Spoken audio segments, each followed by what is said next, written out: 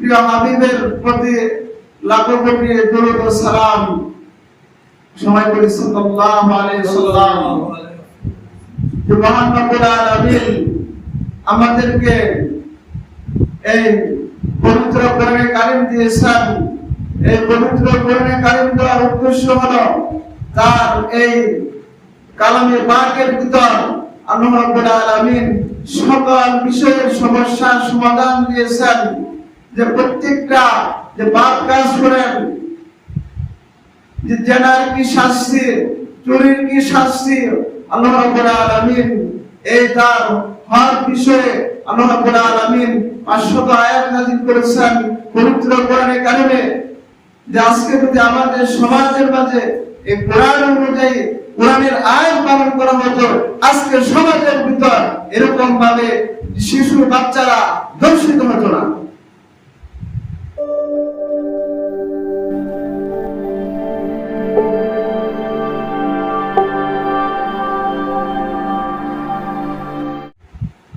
যেটা এই জন্য আজকে আমাদের সমাজের ভিতর রাষ্ট্রের ভিতর কোরআনের আইন নাই। যে প্রতিদিন আপনার নিউজ আসতেছে যে ছোট ছোট বাচ্চারা দর্শিত হইতেছে, 5 বছর 7 বছর 8 বছরের বাচ্চারা দর্শিত হইতেছে। কারণ কি? সমাজের ভিতর আজকে আমাদের পাপাচারে ভরপুর হয়ে গেছে। যে নবী করিম সাল্লাল্লাহু আলাইহি সাল্লাম হাদিসে পাকে বলেন যে যখন তোমরা দেখবা এগুলো হলো ছোট ছোট আলামত কিয়ামতের, যে জেনা ব্যভিচার প্রকাশ্যে ব্যভিচার হবে, জেনা হবে ব্যভিচার হবে, মানুষ এটা বাধা দিবে না, ঘৃণা করবে। তো এটা অনসী বাড়তেছে। জানা আজকে যদি একজনকে দৃষ্টান্তমূলক শাস্তি দেওয়া হতো, তাহলে সবাই কিন্তু ভয় পেয়ে যেত। একজনকে যদি ফাঁসির কাষ্ঠে ঝুলানো হতো, যে ব্যভিচারে জানা শাস্তি হলো মৃত্যুদণ্ড, তাহলে কিন্তু সবাই ভয় পেয়ে যেত। ছোট্ট একটা শিশু, আপনারা সবাই জানেন এটা, যে তার বাড়ি হলো ভাঙড়া, যে সন্তানরা যে তার দুলাভাই থেকে, তার যে ভঞ্জাভাই থেকে নিরাপদ নয়, তার যে চালক থেকে নিরাপদ নয়, আল্লাহ রাব্বুল আলামিন 14 শ্রেণীর লোক ব্যতীত সকলের সম্মুখে যাওয়া নিষেধ করেছেন। আর সে ছোট্ট শিশু বাচ্চা, সে তো কোনো কিছুই বোঝে নাই, তার বোনের বাড়ি গিয়েছিল বেড়াতে, তাকে নির্মমভাবে দর্শন করে তাকে দুনিয়া থেকে বিদায় করে দেওয়া হয়েছে। কত নিরজ্জ জাতি আজকে আমরা, এর কোন বিচার হইতেছে না। প্রতিদিনই এই ঘটনা হইতেছে, কত নির্মমভাবে তাকে দর্শন করা হয়েছে। কালকে ওই শিশুটি মারা গেছে, 7 দিন থাকার পর কালকে সেই শিশুটি মারা গেছে। অথচ যারা দর্শন করেছে তারা গ্রেপ্তার হয়েছে, কিন্তু তাদের কোন শাস্তির বিধান এখনো কার্যকর হইতেছে। কেন হইতেছে না? যে আল্লাহ রাব্বুল আলামিন পবিত্র কালামে পাকে বলেন যে ব্যভিচারিণী পুরুষ, ব্যভিচারিণী নারী যারা জিনা করবে, জিনাকারী পুরুষ, জিনাকারিণী নারী, তাদের উভয়কে তোমরা 100 বেত্রাঘাত প্রদান করো। তাদেরকে তোমরা 100 বেত্রাঘাত প্রদান করো। বেত্রাঘাত প্রদান করার পর এই তাদের শাস্তিকে, তোমাদের সম্মুখে যারা আছে এই শাস্তি তারা প্রত্যক্ষভাবে দেখবেন। যে জানা করলো, ব্যভিচার করলো, তার শাস্তি হলো যে তাকে 100 বেত্রাঘাত প্রদান করা। আর জেনাকারী যদি সে বিনগ্র হয়, তাহলে কি করতে হবে? তাকে পাথর মেরে হত্যা করতে হবে। আজকে আমাদের সমাজে কোরআনের আইন নাই, নবী করিম সাল্লাল্লাহু আলাইহি ওয়াসাল্লামের হাদিসের আইন নাই। এজন্য সমাজের ভিতর পাপাচার লিপ্ত হইতেছে, মানুষ দর্শন হইতেছে। এটা বন্ধ হবে না যতক্ষণ পর্যন্ত কোরআনের আইন রাষ্ট্রের ভিতর পরিচালিত না হবে, ততক্ষণ পর্যন্ত যত আইন করেন, যত কিছুই করেন না কেন, আপনার পাপাচার বন্ধ হবে না। কোরআনের দিকে আমাদের ফিরে আসতে হবে। এই জন্য বলি যে আপনাদের সন্তানদের সব সময় সর্বদা খেয়াল রাখবেন সে কোথায় গেছে, কারো কাছে সে নিরাপদ না। কিরকম ছোট বাচ্চারা তারা বুঝে না, তাদেরকে লুক দেখায় যে চিপস দিবে, তাদেরকে বিভিন্ন লুক দেখায়, তাদেরকে নির্মম ভাবে দড়ি দিয়ে বেঁধে তাদেরকে ধর্ষণ করা হয়। কি নির্লজ্জ, কি ব্যবহার করা আমরা আজকে জাতির জাহিলিয়াতের যুগে পরিণত হয়ে গেছে। এই সকল কিছু থেকে আমাদের ফিরে আসতে হলে, কোরআনের দিকে ফিরে আসতে হবে। আজকে আমাদের অন্তরের ভিতর আল্লাহ তাআলার ভয় নাই। শুধু দুনিয়াতে শাস্তি নয়, যে দুনিয়াতে শাস্তি তাকে পাথর মেরে আপনি হত্যা করলেন তাই নাই, আখিরাতে তো পরকালে তো শাস্তি আছে। নবী করিম সাল্লাল্লাহু আলাইহি ওয়াসাল্লাম ফজরের নামাজের পর প্রতিদিন তিনি সাহাবীদেরকে নিয়ে বসতেন। সাহাবীদেরকে নিয়ে বসার পর তিনি জিজ্ঞাসা করতেন, সাহাবীদের কাছে তিনি জিজ্ঞাসা করতেন, পরামর্শ করতেন, এর কোনো কি খবর দেখছো কিনা, কোন স্বপ্ন দেখছো কিনা। প্রতিদিন ফজর নামাজের পর তিনি জিজ্ঞাসা করতেন। একদিন নবী করিম সাল্লাল্লাহু আলাইহি ওয়াসাল্লাম বলতেছেন যে আমার নিকট দুজন লোক আসলো। দুজন লোক আসার পর আমাকে বলতেছে যে চলুন। আমি যাইতে থাকলাম, একজন লোক যাইতে থাকলাম আর তাদের সাথে উঠতে থাকলাম। একজন লোককে দেখতে পেলাম, তার মাথার ভিতর, তার জাম্বুরা যেটা বলি আমরা, তার মাথার ভিতর, তার মগজের ভিতর হাতুড়ি দিয়া পিটানো হইতেছে। মাথা তার থেকে বিচ্ছিন্ন হইতেছে, আবার জোড়া লাগতেছে, এরকম ভাবে তাকে শাস্তি দেওয়া হইতেছে।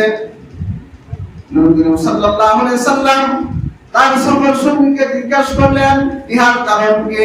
তিনি বললেন যে আমার সম্মুখে চলুন। এরকম আরেক জায়গায় দেখেন যে একদল লোককে তাদের মাথার ভিতর পাথর মারা হইতেছে আর তাদের মগজগুলি বিচ্ছিন্ন হয়ে যাইতেছে। নবী করিম সাল্লাল্লাহু আলাইহি ওয়াসাল্লাম বলেন ইহার কারণ কি, বলেন সম্মুখে চলুন। এরকম ভাবে আরেক জায়গায় যে দেখেন যে একটা সংকীর্ণ গর্ত, ইহার ভিতর ধাউ ধাউ করে আগুন জ্বলতেছে আর ইহার ভিতর নারী পুরুষ সেই আগুনের ভিতর জ্বলতেছে। নবী করিম সাল্লাল্লাহু আলাইহি ওয়াসাল্লাম বলেন এর কারণ কি, নারী পুরুষ কেন এই গুহার ভিতর জ্বলতেছে, যে সম্মুখে চলুন। সম্মুখে যাইতেছেন, যাওয়ার পর দেখতে পেলেন যে রক্ত পুরুষ এরকম বিশিষ্ট একটা পানির ভিতর মানুষ, নারী পুরুষ হাবুডুবু খাইতেছে। বলতেছে নবী করিম সাল্লাল্লাহু আলাইহি ওয়াসাল্লাম ইহার কারণ কি, যে বলতেছেন আমার সম্মুখে চলুন। আমার সম্মুখে চললেন যে একজন বৃদ্ধ লোক একটি গাছের নিকট বসে আছে। গাছের নিকট বসে তিনি ছোট্ট শিশুদেরকে নিয়ে তিনি খেলা করতেছেন। আবার তিনি বললেন ইহার কারণ কি। নবী করিম সাল্লাল্লাহু আলাইহি ওয়াসাল্লাম বললেন এই বৃদ্ধ লোককে বললেন যে আবার সম্মুখে চলুন। আবার তিনি একটি সুন্দর একটি গৃহ দেখতে পেলেন, বললেন যে এই গৃহ কি। তারপর যে ফেরেশতা জিবরাইল আলাইহিস সালাম তার সকল সঙ্গী ছিলেন, তিনি বলতেছেন যে আপনি যে প্রথমে দেখছেন যে তার মাথা হাত দিয়ে জিনা হইতেছে, তার মাথার ভিতর আঘাত করা হইতেছে, সে সর্বাবস্থায় মিথ্যা কথা বলতো, এজন্য তার মাথার ভিতর আঘাত করা হইতেছে, তার মাথা বিচ্ছিন্ন হয়ে যাইতেছে, আবার জোড়া লাগতেছে। কিয়ামতের আগ পর্যন্ত তার এই শাস্তি হতে থাকবে কিয়ামত পর্যন্ত তার এই শাস্তি। এটা কারণ কি, সে মিথ্যা কথা বলে, মিথ্যা কথার জন্য তার এই শাস্তি। তারপর দ্বিতীয় ব্যক্তি এলো, তার মগজের ভিতর আঘাত করা হইতেছে, মগজ ছিন্ন বিচ্ছিন্ন হয়ে যাইতেছে, আঘাত করা লাগতেছে। যেটার কারণ হলো সে দুনিয়াতে আলেম ছিল, সে আলেম থাকার কারণে সে তার ইলম অনুযায়ী আমল করে নাই। সে যে ইলম শিক্ষা করেছে তার মানুষকে সে সঠিকভাবে শিক্ষা দেয় নাই, এজন্য তার শাস্তি কিয়ামত পর্যন্ত তার শাস্তি হতে থাকবে। যে আরেক জায়গায় গেছেন, যাওয়ার পর দেখলেন যে গর্ত সংকীর্ণ গুহা বিশিষ্ট একটি গর্ত, সেই গর্তের ভিতর এরকম সংকীর্ণ গর্ত যে মানুষ নারী পুরুষ সেই গর্তের ভিতর ধাও করে আগুন জ্বলতেছে।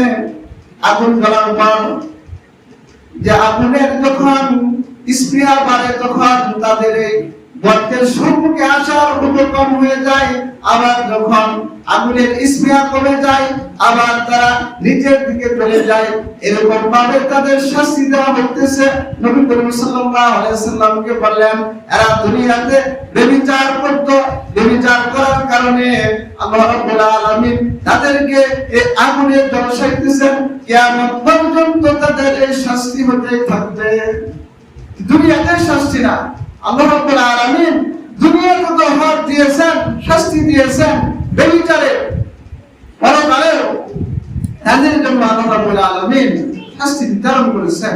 আজকে দেখেন আমাদের অন্তর কি হয়ে গেছে, অন্তরের মাঝে বিন্দু পরিমাণ আল্লাহ তাআলার ভয় নাই।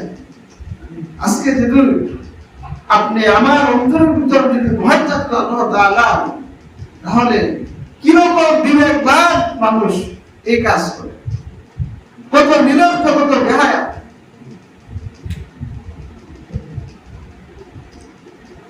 তারপর একটি গাছের নিকট একজন লোক বসে আছেন, তিনি হলেন আমাদের জাতির পিতা হযরত ইব্রাহিম আলাইহিস সালাম। তিনি জান্নাতি বাচ্চাদেরকে নিয়ে তিনি খেলা করতেছেন।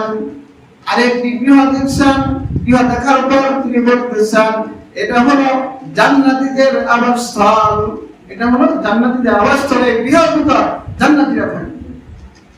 নবী করিম সাল্লাল্লাহু আলাইহি ওয়াসাল্লাম স্বপ্নে দেখছেন, এই স্বপ্নটা হলো ওহী।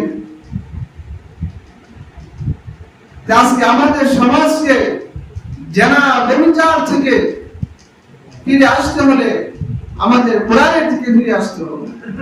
আপনার সন্তান কোথায় যাইতেছে, ছোট বাচ্চা নিরাপদ না, কিন্তু আপনার খেয়াল রাখতে হবে সে কোথায় যাইতেছে।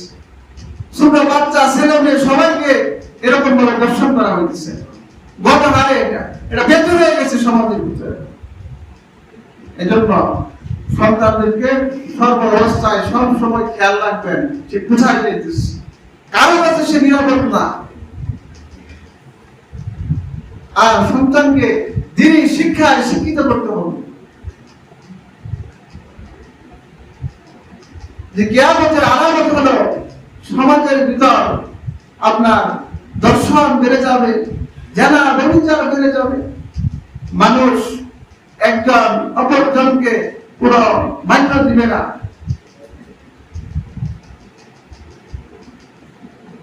যে রমজান মাস, এই মাস হলো গুনাহ মাফের মাস। মানুষ ওই রমজান মাসে হেদায়েত হবে। আজকে আমাদের সমাজের ভিতর কি হইতেছে অবস্থা, প্রতিদিন এই কার্যক্রম চলতেছে। এই কার্যক্রম থেকে আমাদের ফিরে আসতে হবে যে আল্লাহ রাব্বুল আলামিন কোরআন যে আমাদেরকে দিয়েছেন, এই কোরআনের ভয় আপনার অন্তরে ঢুকাইতে হবে।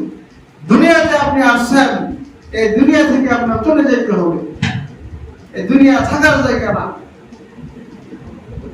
আল্লাহ রাব্বুল আলামিন যে আপনি ইচ্ছা করলে আপনি যে কোনো কাজ করবেন না, ইচ্ছা করলে আপনি সব কাজ করতে পারবেন না।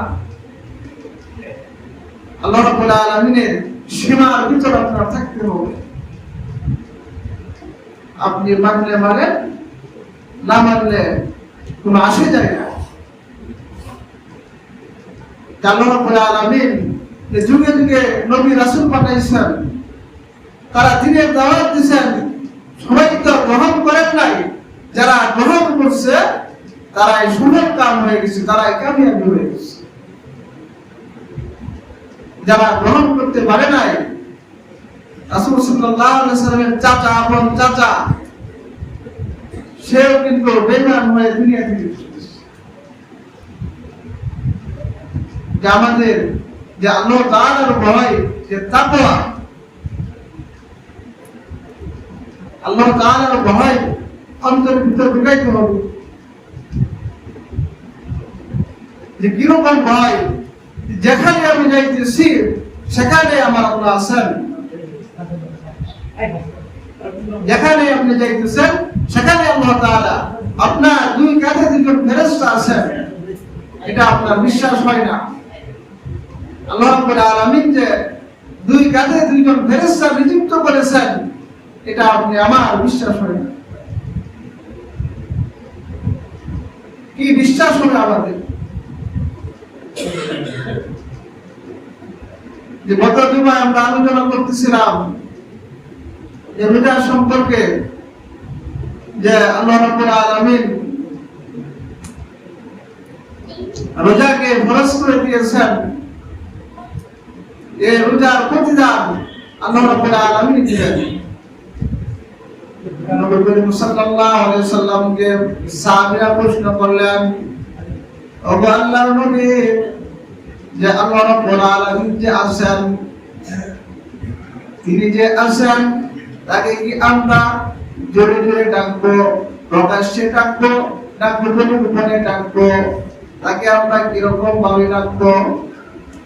যখন সাহাবীরা প্রশ্ন করলেন, আল্লাহ রাব্বুল আলামিন তখন বলতেছেন, وَإِذَا سَأَلَكَ عِبَادِي عَنِّي فَإِنِّي قَرِيبٌ وَإِذَا سَأَلَكَ, যখন আপনাকে প্রশ্ন করে, সওয়াল করে, যে আপনি বলুন বান্দা আমাকে দূরে দূরে ডাকো, প্রকাশ্যে ডাকো, গোপনে ডাকো, সর্ব অবস্থায় আমি বান্দার সাথে আছি। সর্ব অবস্থায় আল্লাহ রাব্বুল আলামিন আপনি আমার সম্মুখে আছেন, সর্ব অবস্থায় আছেন। আপনি আল্লাহ তাআলাকে জোরে জোরে ডাকতেছেন, তাও আল্লাহ তাআলা আপনাকে সাড়া দিবেন। আর আপনি আল্লাহ তাআলাকে গোপনে ডাকতেছেন, চুপে চুপে ডাকতেছেন, তাও আল্লাহ রাব্বুল আলামিন আপনাকে সাড়া দিবেন। আল্লাহ রাব্বুল আলামিন এই রমজান মাসকে কত বরকতময় করেছেন, কত ফজিলতপূর্ণ এই মাস। যে নবী করিম সাল্লাল্লাহু আলাইহি ওয়াসাল্লাম বলেন যে এই মাসে যে তার গুনাহ মাফ করতে পারলো না, সে ধ্বংস। যে এখন আমরা গুনাহ মাফ করাইতে পারতেছি কিনা, এটা আমি নিজেই প্রশ্ন করি,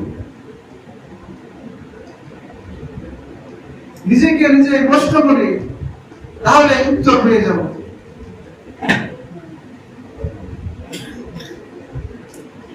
তো আল্লাহ রাব্বুল আলামিন বলতেছেন যে ওয়াইযা সাআলাকা ইবাদি আন্নী ফাইন্নী কারীব, যখন আপনাকে প্রশ্ন করবে যে আমি নিকটবর্তী না দূরবর্তী, তখন আপনি বলেন আমি নিকটবর্তী আছি। উজিবু দাওয়াতাদ দাঈ ইযা দান, যখন কোনো আহ্বানকারী আমাকে আহ্বান করে, আমাকে সম্বোধন করে, আমাকে ডাকে, তখন আমি তার ডাকে সাড়া দেই। যখন কোন আহ্বানকারী আমাকে আহ্বান করে ডাকে, আমি তার ডাকে সাড়া দেই। আজকে আমরা আল্লাহ তাআলাকে ডাকি না, যাওয়ার মতো আমরা চাই না। আল্লাহ তাআলাকে যাওয়ার মতো চাইতে হবে। যে যদি আমরা আল্লাহ তাআলাকে যাওয়ার মতো চাই, আল্লাহ তাআলার কাছে যদি যাওয়ার মতো চাই, আল্লাহ রাব্বুল আলামিন অবশ্যই আপনাকে দিবেন।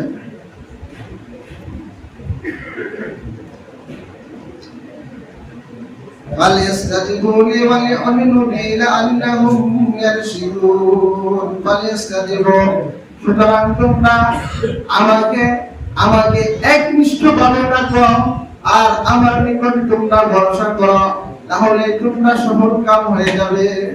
একনিষ্ঠভাবে আমাকে তোমরা ডাকো, যে ইসলামের প্রথম অবস্থায় ইসলামের পূর্ব যুগে যে আপনার মাগরিবের নামাজ থেকে এশা পর্যন্ত আপনার খানা পিনা এটা জায়েজ ছিল।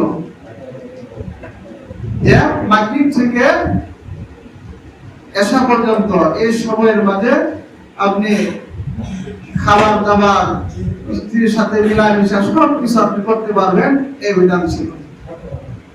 নবী করিম সাল্লাল্লাহু আলাইহি ওয়াসাল্লামের এক সাহাবী দিনের বেলা পরিশ্রম করেছেন।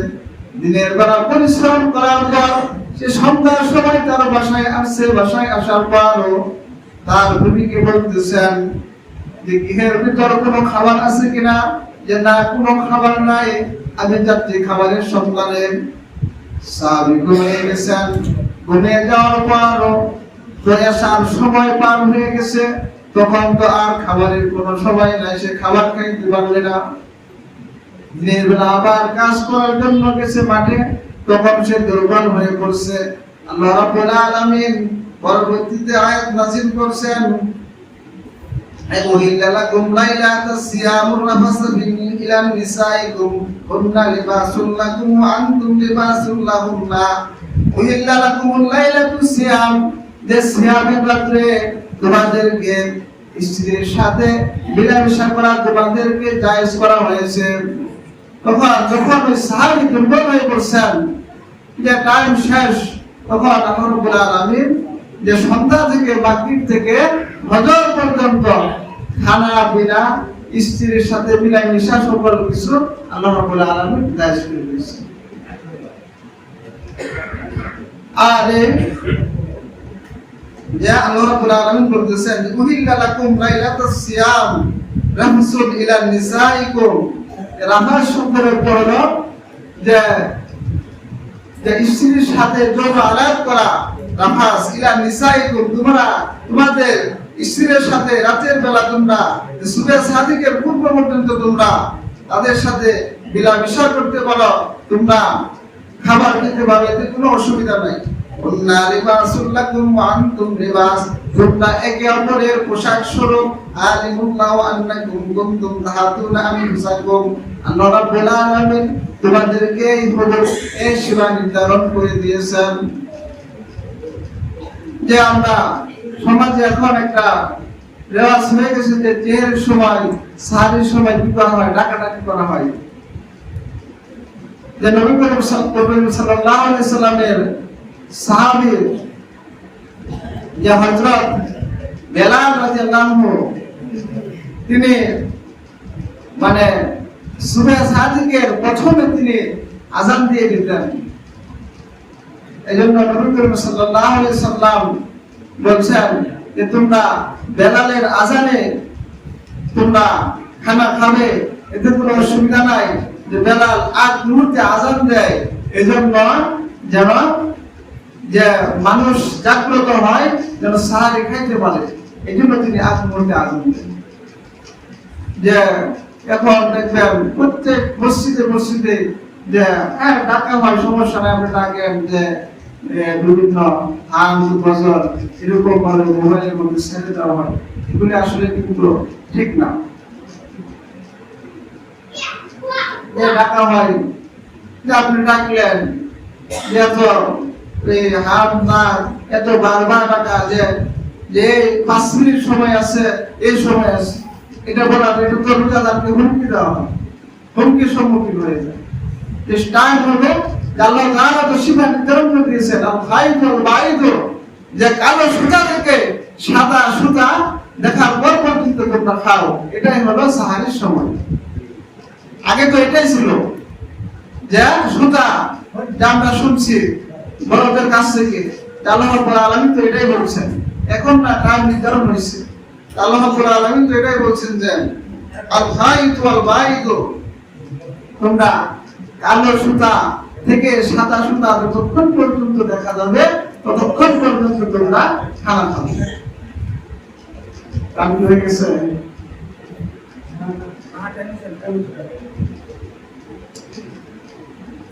তো রমজান মাস হলো ফজিলতপূর্ণ মাস।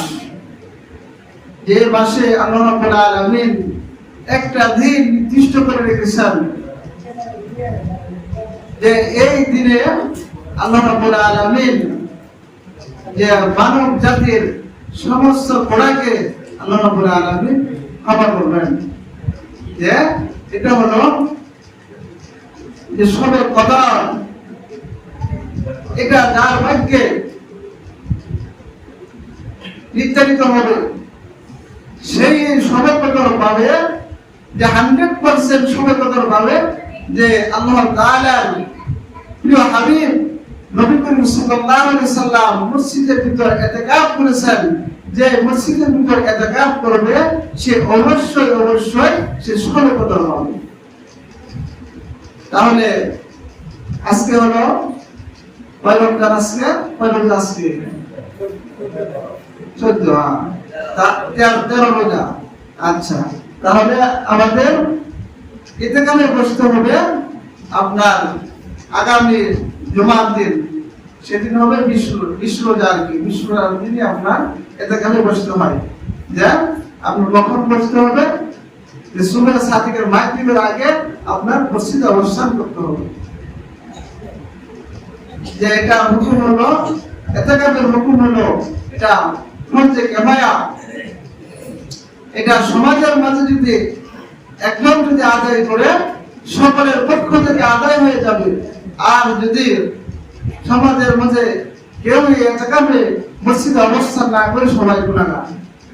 তাহলে যে আমরা যে এরকম আছি, যে এখান থেকে নিয়ত করছি যে আমরা ইতিকাফে বলবো, যে তারা ইতিকাফ করবেন, যে মসজিদে বলবেন, যে যদি একটু বলতেন তার জন্য দোয়া করে দিতাম। যে আপনারা নিয়ত করছেন যে কি ইতিকাফে বলবেন, মসজিদে অবশ্যই বসতে হবে, আর সবাই গুনাহগার না।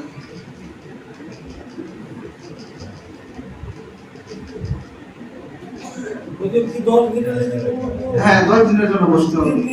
না 3 দিন না, 10 দিনের জন্য বসতে হবে।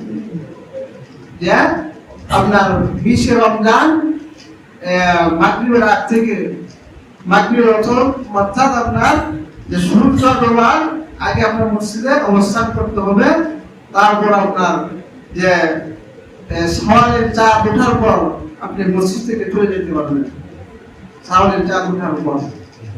আর আপনি যে মাঠ করেও যাইতে পারবেন, কোনো অসুবিধা নেই। কিন্তু সওয়ালের চাঁদ ওঠার পর আপনি মসজিদ ত্যাগ করতে পারবেন, কোনো অসুবিধা নেই। তাহলে আমরা নিয়ত করি যে আমরা ইতিকাফে বসবো, যে সবে কদর আমরা আল্লাহ তাআলার কাছে অবশ্যই, নবী সাল্লাল্লাহু আলাইহি ওয়াসাল্লাম বলেছেন যে অবশ্যই